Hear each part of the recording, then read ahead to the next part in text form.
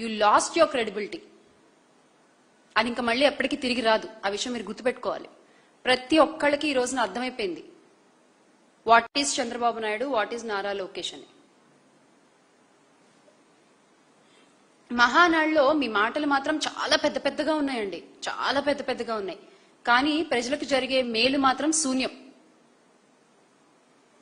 మీరు పబ్లిసిటీలో కింగులు, ఒక మాటలో చెప్పాలంటే మీరు పబ్లిసిటీలో కింగులు ఒప్పుకుంటున్నాం, కానీ పరిపాలనలో మాత్రం పిల్లులు.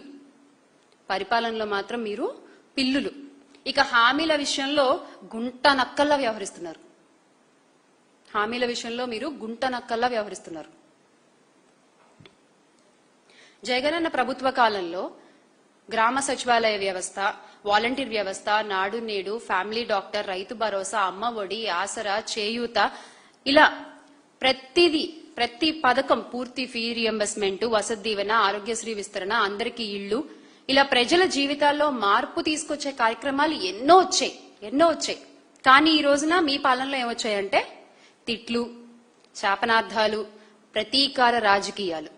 ఈ 2 సంవత్సరాల్లో జరిగినవి ఇవే. ఇక్కడ ఇంకో విషయం కూడా చెప్పాలనుకుంటున్నాము. నిన్న మామ, మరదలు, తమ్ముడు పార్టీ మహానాడు పేరిట నిజంగా మీరు చేసిన మహానాటకం మాత్రం అద్భుతం అండి. ఆ మహానాటకం మాత్రం అద్భుతం అంతే.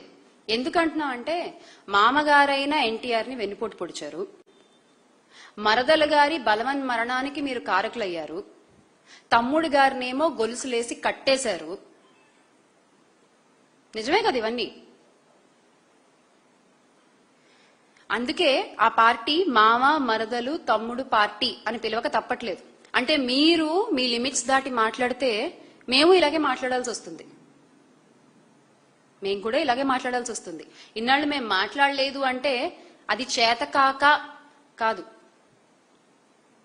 కొన్ని విలువలు మాకు ఉన్నాయి కాబట్టి మేము మాట్లాడలేదు. మీరు ఈ రోజు ఇంత దిగజారి మాట్లాడుతుంటే మీ అంత దిగజారడం మాకు రాదు, కానీ మేము కూడా నిజాలు తేటతెల్లంగా ప్రజలకు చెప్పాల్సి ఉంటుంది. మహానాడు వేదిక పైన అసలు ఉన్నవారికి ఎవరికైనా క్రెడిబిలిటీ ఉందా అండి? నెత్తి మీద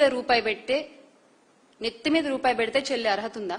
అలాంటి వాళ్ళందరూ వైఎస్ జగన్మోహన్ రెడ్డి గారిపై ఇష్టం వచ్చినట్టు మాట్లాడుతున్నారు, ఇష్టం వచ్చినట్టు నిందలేస్తున్నారు. అక్కడ ఉన్న వాళ్ళందరూ ఎవరంటే కబ్జా రాయుళ్లు, బ్యాంకు దోపిడీదారులు, అమరావతిలో అవినీతి పరులు, మహిళలను లైంగికంగా వేధించిన వాళ్ళు, డిఎస్సి స్కామ్స్టర్లు, వీళ్ళే అక్కడ ఉన్న వాళ్ళంతా. ఇంకా అక్కడ మిగతా వాళ్ళు కూడా ఉన్నారు. ఏ వేదిక మీద అయితే మేము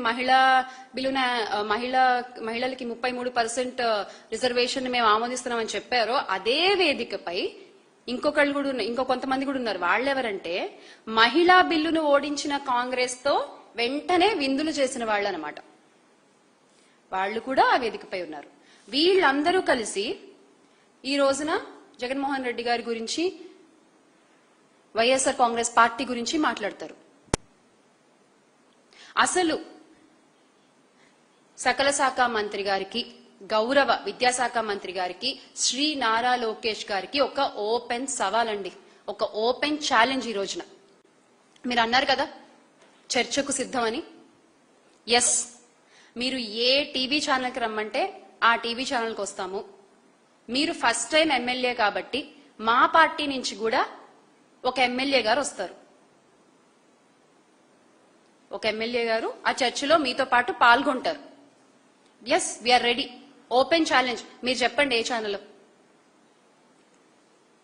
బట్ అంతకంటే ముందు మీ శాఖలో పెండింగ్ లో ఉన్న పూర్తి ఫీ రియంబర్స్మెంట్, వసతి దీవెన బకాయిలు దాదాపుగా 10,000 కోట్లు ఎప్పుడు మీరు ఇస్తారో చెప్పండి,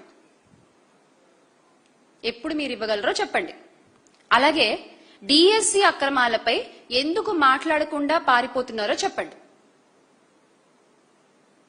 మీరు ఆన్సర్ చేయాలి ఇది డెఫినెట్ గా. తప్పించుకుని వెళ్ళిపోదాం అనుకుంటే మాత్రం కుదరదు. ఎందుకంటే ఈ రోజున paper leak, data delete, merit list మాయం, ఇది మీ హయాంలో జరిగిన డిఎస్సి